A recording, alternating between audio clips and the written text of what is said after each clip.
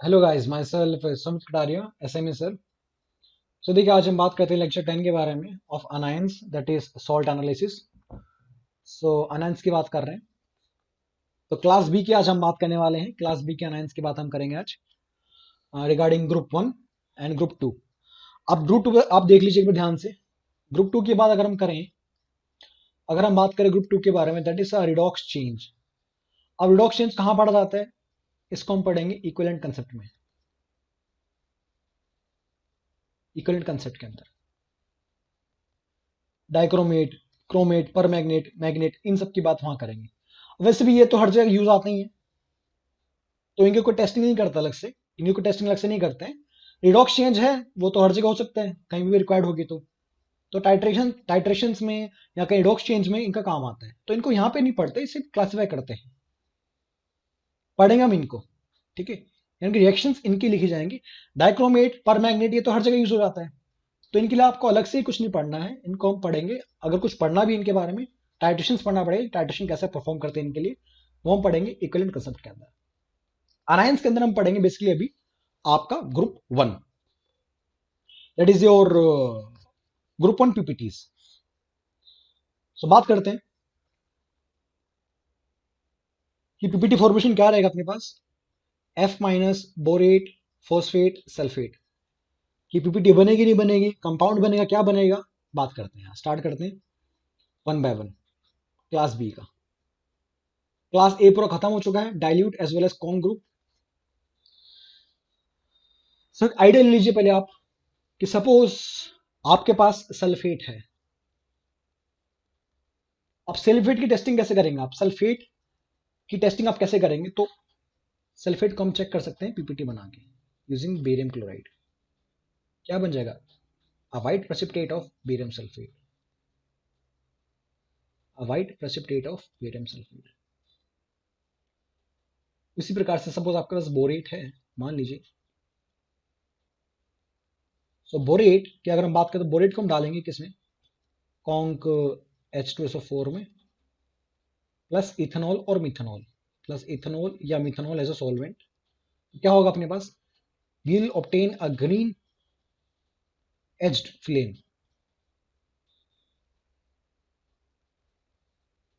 we will obtain a green edged flame due to formation of BOCH3 whole thrice। कोई PPT नहीं बनेगी, लेकिन हाँ आपको एक ग्रीन एज फ्लेम नजर आएगी। जो फ्लेम फ्लेम होगा, उस फ्लेम के किनारे में आपको ग्रीन कलर का फ्लोरेसेंस आपको नजर आएगा फ्लेम के अंदर। सो वो आपको आइडिया दे देगा कि अपने पास बोरेट आयन प्रेजेंट है। अगर फॉस्फेट हुआ तो फॉस्फेट के लिए एक ही टेस्ट है जो इंपॉर्टेंट है इसके लिए, यहाँ पे हम जो पढ़ते हैं, जो एग्जाम में पूछा भी जाता है कई बार, दैट इज कॉन्क HNO3 डालेंगे, plus ammonium molybdate, ammonium molybdate MOO4। we will obtain we will obtain a canary yellow precipitate, canary yellow ppt, a canary yellow precipitate is obtained।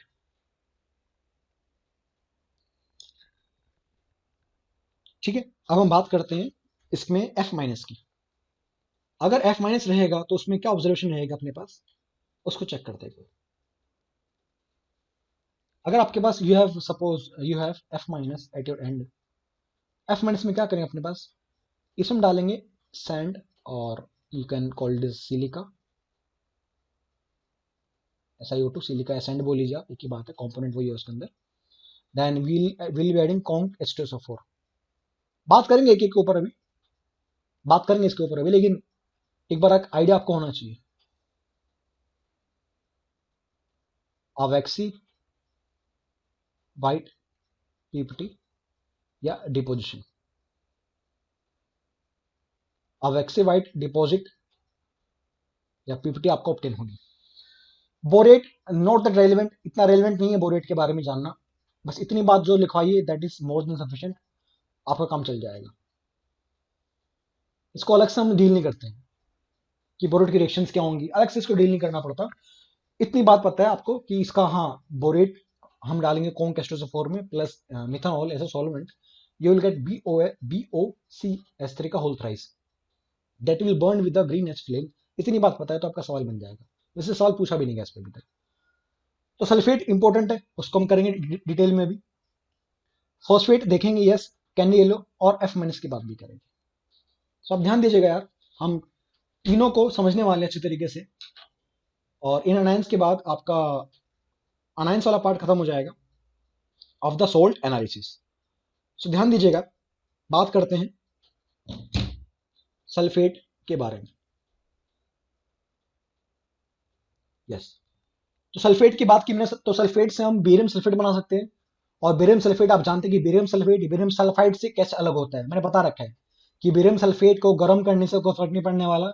और बेरियम सल्फेट ज्यादा देर तक soluble, मतलब ज्यादा देर तक PPT बना के रखेगा बजाय बेरियम सल्फाइड के। बिकॉज बेरियम सल्फाइड का एयर ऑक्सीडेशन करके बेरियम सल्फेट ही बनता है। बेरियम सल्फाइड का एयर ऑक्सीडेशन करके बेरियम सल्फेट ही बनता है। ये सारी बातें मैं बता चुका हूं आपको सल्फाइड्स वाली वीडियो के अंदर, जहां मैंने आपको बताया सल्फाइड्स क्या रहेगा। तो आप वहां जाकर रेफर कर सकते हैं अगर आप भूल गए हो तो। वो सारी बातें वहां कर चुके हैं कि क्या ऑर्डर है अपने पास स्टेबिलिटी का, और किसके अंदर सोल्यूबल है या किसके अंदर सोल्यूबल नहीं है, कैसे बेरियम सल्फाइड को बेरियम सल्फेट से अलग किया जाएगा। ये सारी बातें, ये सारी चर्चा हमारे बीच हो चुकी हैं। अब मैं आगे बढ़ता हूं। लिखिए सल्फेट। एक बेसिक आपको आइडिया है सल्फेट के बारे में, तो उसको अच्छे से हम समझ लेते हैं। फिर भी लिखवा देता हूं, चलो। आप कहोगे लिखवाया नहीं कुछ भी, तो लिख ही लो आप। बेरियम 2 प्लस प्लस सल्फेट क्या बनेगा, बेरियम सल्फेट बनेगा। अभी देखा था ना, this white precipitate will confirm the presence of barium sulphate. ठीक। और अच्छी बात अपने पास कि barium sulphate this is insoluble, this PPT is insoluble in dilute acids.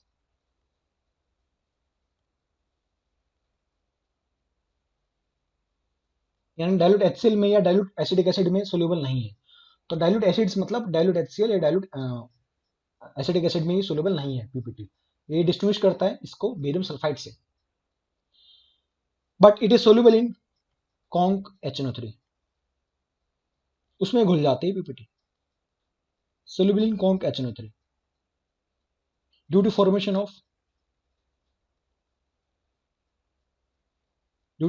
Of barium hydrogen sulphate. देखो हाइड्रोजन सल्फेट तो सभी सोल्यूबल होते हैं। Barium hydrogen sulphate that is aqueous.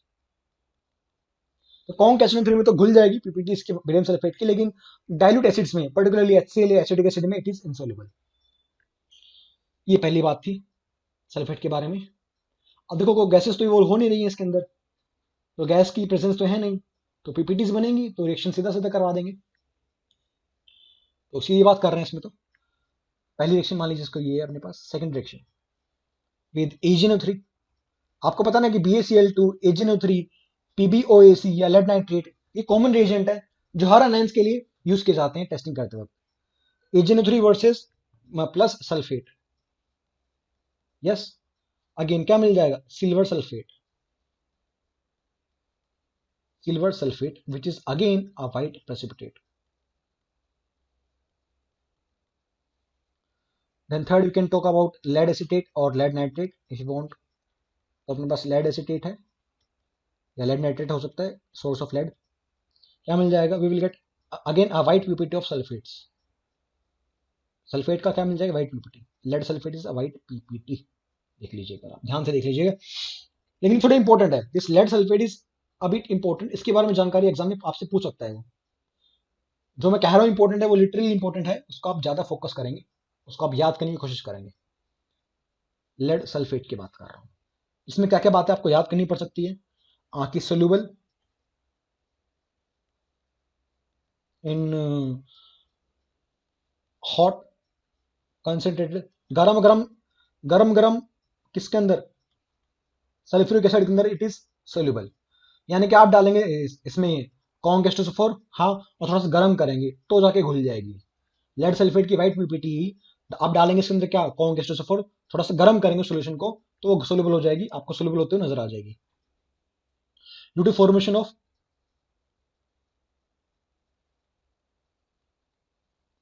Of what, again वही दैट लेड हाइड्रोजन सल्फेट।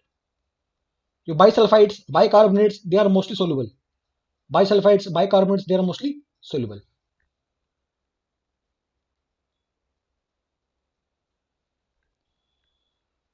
पहली बात तो ये फर्स्ट पॉइंट। सेकंड पॉइंट जिसमें आपको याद रखना है कि सोल्यूबल रहेगा अपने पास अगेन किसमें, in concentrated ammonium acetate,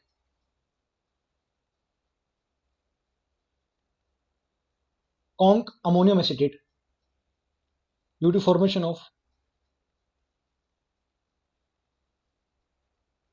conc ammonium acetate due to formation of what, complex. यहां पे आपके कॉम्प्लेक्स बन जाता है लेड का, that's why it become soluble. Lead आपको मिल जाएगा ये acetate, all for bit unusual because lead के कॉम्प्लेक्स कम बनते हैं, लेकिन हाँ यहाँ पे आपके पास बना हुआ है। तो ये सारी बातें इसके बारे में पूछ सकता है आपके पास। लेड सल्फेट और बेरियम सल्फेट आपको बस दो पीपीटी याद करनी है, बाकी आप चाहे तो याद ना करें, कोई दिक्कत वाली बात नहीं, लेकिन दोनों के बारे में सोल्यूबिलिटी की वाली जानकारी आपको खास होनी चाहिए।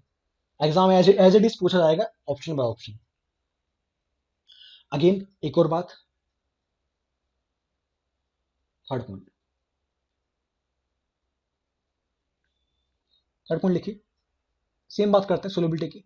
तो soluble in aqueous NaOH, yes, due to formation of lead tetrahydroxide, which is an aqueous, which is an aqueous solution. So aqueous NaOH यानी कि strong base aqueous NaOH, then ammonium acetate या गर्मा गर्म कॉन्क एस्ट्रोसल्फर, ये तीनों की तीनों आपके पीपीटीज को डिसॉल्व कर देंगी दैट ऑफ लेड सल्फेट। काफी इंपॉर्टेंट है वाला पॉइंट, इसमें तीनों पॉइंट को अलग से लिखवा दिया गया है, एक तरीके से बता दिया गया मैंने आपको, इसी सीक्वेंस में उसको याद कर लेना है। ठीक, आगे बढ़ू मैं, एक आध पीपीटी और बना लेते हैं। दो पीपीटी इंपॉर्टेंट है, एक लेड की और एक किसकी, बेरियम सल्फेट की, बस। बाकी तो ठीक है, वो तो लिखने वाली बात हो जाएगी बाकी तो, बट ठीक है इन्फॉर्मेशन के लिए आप लिख सकते हैं, लेकिन एग्जाम परस्पेक्टिव से दो इंपॉर्टेंट है। बाकी पीपीटी कौन से होंगे सर, मरकरी के साथ बना लीजिए, you can use mercuric nitrate.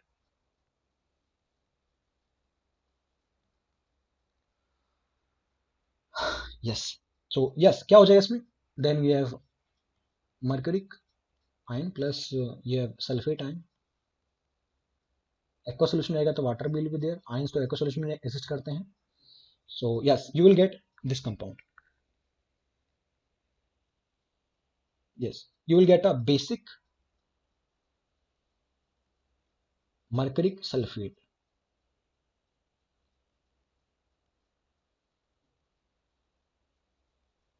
which is of yellow ppt, which is of yellow ppt, it is a yellow ppt, that is basic mercuric sulfate, so that is again आपके पास ये वाले ppts form हो रही है यहाँ पे। तो PPT formation है, सल्फेट्स तो मोस्टली पीपीटी बनाता है, आपको तो ये बात पता है। तो अगर कहीं भी आपके पास मेटल आयन है तो पीपीटी फॉर्मेशन की टेंडेंसी रहेगी सल्फेट के साथ। क्या बनता है दैट इज वेरी इंपॉर्टेंट, आपको पीपीटी याद करनी पड़ेगी थोड़ा बहुत, अगर आप याद कर सकते हैं तो। Mainly that is of lead sulphate, वो मेन है अपने पास, and second is your what, your barium sulphate. अगर आपको ये दो याद है तो काम चल जाएगा आपका, इन दो से आपका काम चल जाएगा, आपको ज्यादा याद करने की जरूरत नहीं पड़ने वाली, इन दो से आप अपने काम आसानी से चला सकते हैं, आपको ज्यादा दिक्कत इसमें फील नहीं होगी। इन बातों को आप एक बार ऑब्जर्व कर लीजिए, इन बातों में आप कंफर्टेबल हो जाइए अच्छे तरीके से, तो ये आपके पास हो जाएगा। क्लियर है, सो या फॉर्मूला लिखा, तो फॉर्मूला लिखा ही नहीं मैंने, फॉर्मूला क्या हो जाएगा इसके पास, it will be HgSO4, HgSO4, it will be HgSO4, तो यहां से आपके पास ये बन जाएगा, दैट इज आयोलो, बेसिक नहीं होगा, not be basic, mercury sulphate, yes yellow PPT. Yes, इतना रेलेवेंट नहीं है, again you can avoid it, you can avoid if you want, इतना रेलेवेंट नहीं है। जो रेलेवेंट है उसके बारे में जानकारी आपको दी भी extra. So that is all. Sulphate की बात कर ली, बात कर लेते हैं फॉस्फेट के बारे में, देन F माइनस के बारे में। फॉस्फेट, फॉस्फेट का एक ही टेस्ट इंपॉर्टेंट है, that is canary yellow PPT. वो कैसे बनते हो दैट इज इंपॉर्टेंट, बट बाकी टेस्टिंग भी करनी पड़ती है, एक बार एक सीक्वेंस तो फॉलो करना पड़ता है आपको लैब के अंदर। सो BaCl2 आप डालेंगे, anion having phosphate, you will get what? Barium phosphate. You will get a white PPT of barium phosphate. I suppose it is white. White PPT of barium phosphate. Then again sequence आप follow कर रहे हो, तो second thing is Ag plus phosphate. ये लिखवाया था मैंने, yellow PPT होती है।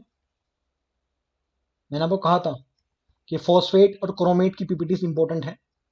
हाँ सॉरी, मैं आपको क्रोमेट की लिखवाई थी, फॉस्फेट की नहीं लिखवाई थी। सो सिल्वर क्रोमेट इंपॉर्टेंट था, सिल्वर फॉस्फेट अगेन इंपॉर्टेंट है, it is a yellow PPT. हमने सिल्वर क्रोमेट की बात की थी in the chromyl chloride test, वहां पे 3 पीपीटी बनाए थे मैंने क्रोमेट की, they are very very important. And this PPT itself is soluble in cation, aqueous cation obviously, ammonia भूल जाएगा हाँ, और हाइपो के अंदर। What is hypo? Na2H2O3, इन तीनों के अंदर ये सोल्यूबल है, Cn माइनस के अंदर, अमोनिया के अंदर, हाइपो के अंदर। क्यों सोल्यूबल है? पीपीटी बना ले, सॉरी तीनों के साथ क्या बनेगा, कॉम्प्लेक्स बना लेगा ना, silver cyanide complex, silver ammonia complex, silver hypo complex, ये सारे कॉम्प्लेक्स पहले भी बनवा चुका हूं, मैं, इसलिए तीनों में सोल्यूबल है because of formation of complex. ठीक, ये वाली बात थी। इसके बाद ये इंपॉर्टेंट है, ये सेकंड, दिस इज इंपॉर्टेंट, जो बता रहा हूं वो आपको याद कर लेनी है, इसमें आपको बिल्कुल कोई दो राय वाली बात नहीं कि आप याद ना करें। जो मार्क करा रहा हूं that has to remembered. So third, हम पढ़ते इसके अंदर अपने पास मैग्नीशियम मिक्सचर, मैग्नीशियम मिक्सचर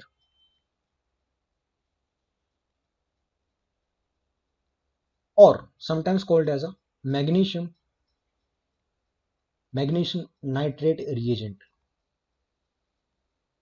बताऊंगा होता क्या रिएजेंट, देखिए ध्यान दीजिएगा इस पे आप। So we have suppose we have MgCl2, yes, we can have NH4OH, and we can have ammonium chloride. These three can function as a magnesium mixture. Magnesia या magnesium बोल लीजिए, थोड़ा सा चेंज कर दीजिए composition. If some composition is changed,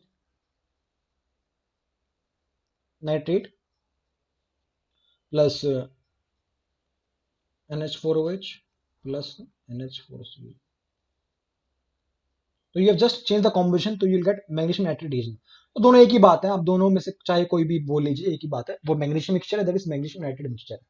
थोड़ा सा बस कॉम्पोजिशन चेंज कर रहे हैं, that is not a difference, because that will not make a difference, because again मतलब मैग्नीशियम का सोर्स आपको चाहिए था, वो आपको मिल चुका है। तो क्या रहेगा आपके पास, you have phosphate plus magnesium source Mg2 plus ammonium source, NH4OH plus NH4Cl आप यूज कर रहे हो as a base source, NH4 plus का सोर्स आप यूज कर रहे हो to form magnesium ammonium phosphate, magnesium ammonium phosphate, it is a white PPT. आप मुझे बताएंगे कि NH4OH और NH4Cl का यूज क्या है, इसका पर्पस क्या हो सकता है इन जनरल, इसका इन जनरल पर्पस क्या हो सकता है। एग्जांपल दे रहा हूं, आयनिक इक्विलिब्रियम में स्टडी करते हैं, बाकी क्या बताएंगे, हिंट दे रहा हूं मैं, इसमें आप डाल दीजिए क्या, again source of Ag plus, this PPT converts to silver PPT, silver phosphate Ag3PO4, which is again ऊपर पड़ गया था ना, क्या था, येलो था, येलो पीपीटी। तो इस पीपीटी में आप डाल देंगे क्या, एक्वस एजी प्लस का सोर्स। इसी पीपीटी में क्या डाल देंगे, एक्वस एजी प्लस का सोर्स। तो phosphate will get trapped via trapped to your AG plus, that is silver phosphate will form, that is a yellow PPT. ये आपको याद करना है, ठीक है। दिस इज अगेन थोड़ा सा इंपॉर्टेंट है, आप देख लीजिएगा, याद हो जाएगा, बड़ी बात नहीं है। ऐसा नहीं कि आप याद नहीं कर सकते, थोड़ा सा आप दिमाग लगाएंगे तो याद हो जाएगा, बिकॉज ये आप वैसे भी याद करके ऊपर से आ रहे होंगे, नीचे आते आते जब तक याद हो जाएगा शायद। Last which is most important, exam में पूछे भी जाते हैं वाली बात, बार बार पूछी जाती है, that is ammonium molybdate test, जिसमें हमको मिलेगी canary yellow PPT.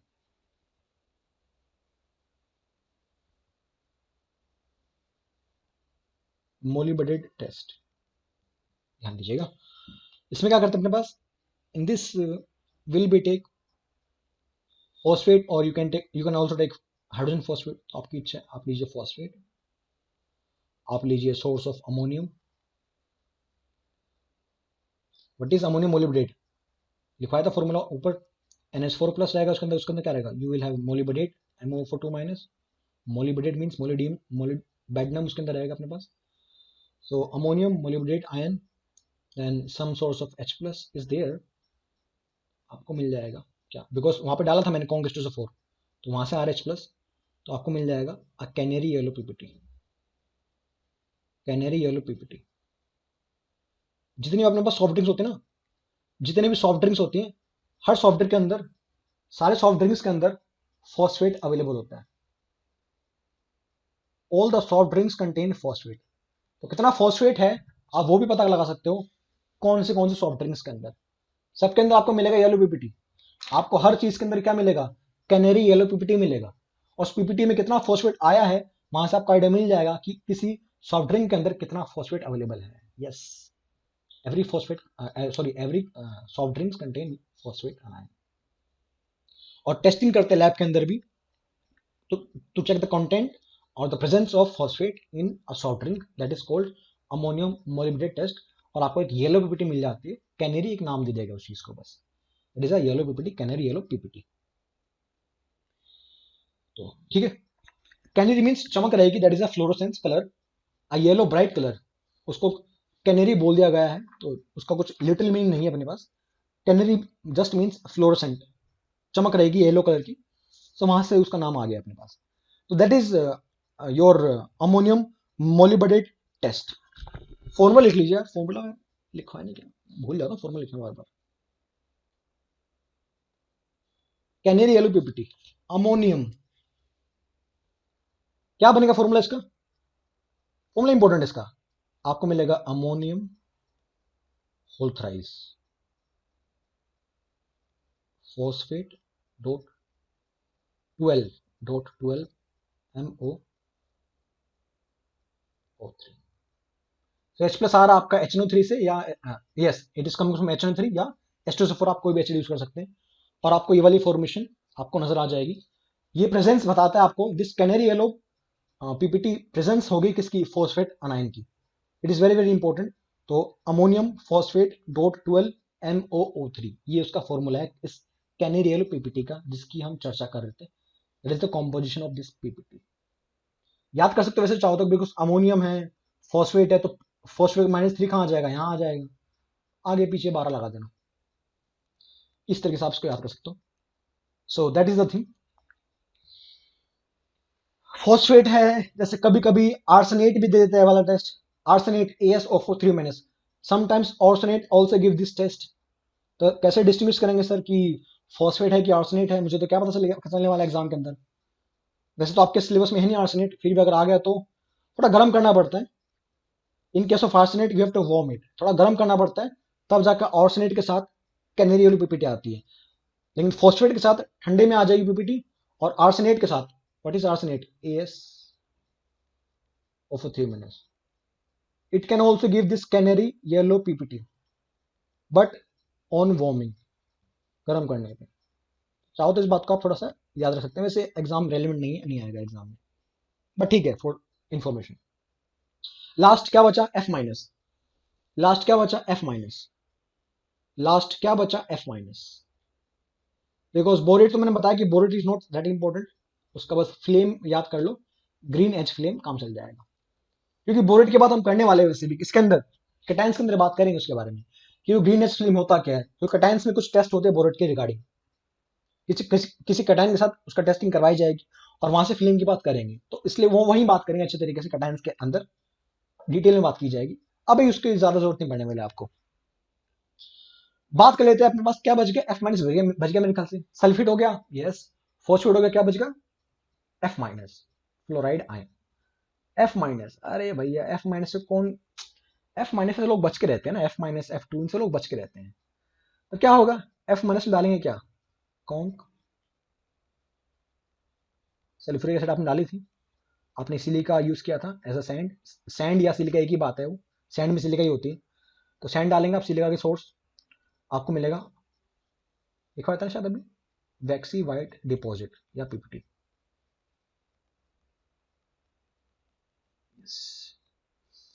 Okay sir, ये तो ठीक लग रहा है मुझे, इसमें मुझे कोई दिक्कत नहीं लग रही, मैं इसमें कर लूंगा, इसमें कंफर्टेबल हूं मैं। करते कैसे हैं, टेस्ट क्या होगा देख लीजिए, ये डिपॉजिट किसका है, ये वैक्सीवाइड डिपॉजिट है किसका, थोड़ा सा इंपॉर्टेंट है ये वाला। क्यों इंपॉर्टेंट है देख लेना आप, इसमें रिएक्शन काफी अच्छी हैं। यस, आप ध्यान देंगे,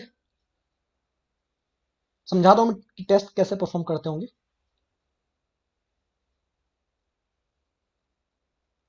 suppose you have a source of F minus, आपके पास एक्वा सोल्यूशन है कंटेनिंग एफ माइनस, यस, और इसमें आपने क्या डाल रखा है, आपने डाल रखा है इसमें कॉन्क एस्टोसोफोर। अब कॉन्क एस्टोसोफोर एफ माइनस में क्या करेगा, सिर्फ एफ टू बना देगा, मूर्ख। जब वो सीएल माइनस का सीएल टू नहीं बना पाए तो एफ माइनस एफ टू कैसे बना देगा, एच एफ बना सकता है एट मैक्स, बस बस खत्म, एच एफ बनता रहेगा, मतलब समझ रहे हैं, कुछ खास नहीं बनने वाला। और हीटिंग कर दो, थोड़ी बहुत हीटिंग चाहिए होती है, सम हीटिंग इज रिक्वायर्ड, हीटिंग कर देना।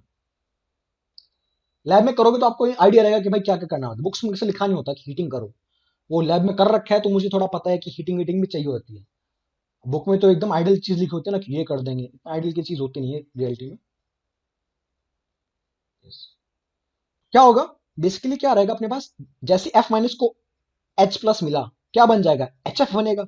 और दिमाग में क्या आ रहा है सर, मेरे दिमाग में तो एच एफ आ रहा है, बस तो एच एफ आने दे दिमाग में, क्या बनेगा सर, एच एफ बनेगा। एच एफ की फ्यूम्स निकलती हैं, एच एफ की फ्यूम्स निकलेंगी, यस, एच एफ की फ्यूम्स निकलेगी, यस, कोई दिक्कत वाली बात नहीं है सर, बढ़िया, यस सर। अब क्या रहेगा अपने पास, आपने इसमें डाला अपने पास एच एफ, आपने इसमें आप निकालोगे, और अब एच एफ से क्या समझेंगे इस बात को, अब एच एफ से क्या होगा सर, एच एफ का क्या रहेगा अपने पास सर, इसमें हम कैसे समझेंगे, तो आप इस बात पर ध्यान नहीं आ रहा, अब आप लोग इस बात पर ध्यान देना कि क्या रहेगा अपने पास। अब सिलिका भी है, इसके अंदर सिलिका भी है, सैंड है ना, सिलिका सैंड, सिलिका भी है, तो एच एफ निकल रहा है, सिलिका प्रेजेंट है अपने पास, तो क्या रहेगा, एच एफ कंबाइन करेगा उस सिलिका के साथ टू फॉर्म SiF4। अच्छा अच्छा अच्छा, प्लस वाटर। अब ये SiF4 की वेपर्स आपको ऊपर नजर आएंगी, SiF4 की वेपर्स ऊपर जाएंगी, पहले तो एच एफ निकल रहा था, अब एच एफ निकलेगा तो वहां पे सिलिका भी रहेगी, मतलब एच एफ की फ्यूम निकलेंगे तो वहां पे HF सिलिका भी रहेगी सोल्यूशन के अंदर, तो सिलिका प्लस एच एफ क्या बनेगा, SiF4 मिलेगा, और कुछ एच एफ एस्केप भी कर सकती है, तो आपको some amount of some vapours of SiF4 will be there, SiF4 के वेपर आपको दिखाई देंगे, और ऊपर आप लेके आ जाइए ग्लास रोड, ऊपर आप एक ग्लास रोड लेके आ जाइए, ग्लास रोड।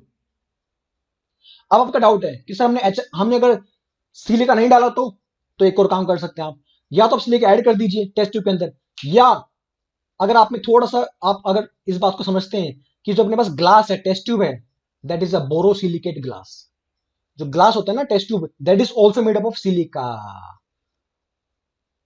तो यहां बच्चे चकमा खाते हैं कि सिलिका डाला नहीं और फिर भी आप SiF4 बना रहे हो, वो तो मैंने लिख दिया आपको बोलने के लिए कि सिलिका ऐड कर सकते हो, वैसे सिलिका ऐड करने की जरूरत नहीं है आपको अलग से, क्यों जरूरत नहीं है, because that glass of test tube is made up itself of borosilicate, तो टेस्ट ट्यूब हम वेसल्स यूज करते हैं लैब के अंदर, that is made up of borosilicate, glass बोलते हैं उसको, तो दैट कंटेन्स सिलिका इटसेल्फ।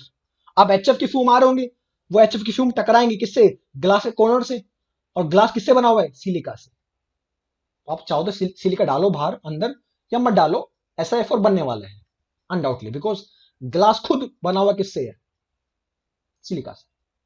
तो सर ऐसे तो ग्लास खराब हो जाएगा सर, ग्लास हमारा टूट जाएगा, खराब हो जाएगा। टूटता नहीं है लेकिन एचिंग हो जाती है, इसको बोलते हैं एचिंग ऑफ ग्लास, यानी ग्लास को खा जाएगा सरफेस आपका। ये जो अपने पास HF है ग्लास को खा जाती है। Some part of glass will escape, मतलब ग्लास का कुछ पार्ट खराब सा हो जाएगा। अगर ये ग्लास का सर्फेस है मान लीजिए, तो ग्लास का सर्फेस कुछ ऐसे हो जाएगा, कुछ पार्ट ग्लास का खराब हो जाएगा, उसको बोलते हैं एचिंग होना। उसको आप पढ़ेंगे खुद से, पढ़ाऊंगा भी इसको ग्रुप 17 के अंदर कि what is etching of glass. फिलहाल मेरे काम की चीज नहीं है वो, और आप ऐसे डाउट पूछ सकते हैं मुझसे, तो मैंने बता दिया आपको। SiF4 बन गया। अब SiF4 के वेपर बाहर निकल रहे होंगे, so this vapour is of SiF4। आप मेरी सारी बातों को दोबारा सुनना भाई, ऑप्शन क्या आपके पास, मेरी आवाज आपके हाथ में है, आप चाहो बैकवर्ड करके वापस सुन लो, ये फायदा है ना आपके पास। क्या करेंगे, अपन लेके आएंगे ग्लास रोड, एक रोड अपने पास, this is rod, glass rod, ठीक, मोइस्ट, मोइस्ट, पानी में गीला कर दिया और लेके आ गया। पानी में क्यों गीला किया, मेरी मर्जी, चलो ठीक है। तो मोइस्ट ग्लास लेके आ गए ऊपर, आपके पास मोइस्ट रोड है, यानी कि SiF4 के ऊपर क्या आ गया, पानी आ चुके हैं, यस सर। तो जैसे ही SiF4 को पानी नजर आएगा, it will undergo hydrolysis, it will undergo hydrolysis, क्या बनेगा sir, silicic acid plus HF। और SiF4 से आपका HF मिला, यस। SiF4 आपके निकल रहा होगा, HF कुछ प्रोड्यूस हुआ है, वो HF उस SiF4 से वापस रिएक्शन कर लेगा, क्या बनाएगा, SiF6 2 माइनस, और क्या लिख सकते हैं इसको आप, चाहो तो ऐसे लिख लो H2 SiF6, यस। SiCl6 तो एग्जिस्ट ही नहीं करता, और SiF4 प्लस वाटर क्या बना रहे, सिलिसिक एसिड बना रहे, वापस HF दे रहा है, इसको बोलते हैं पार्शियल हाइड्रोलिसिस।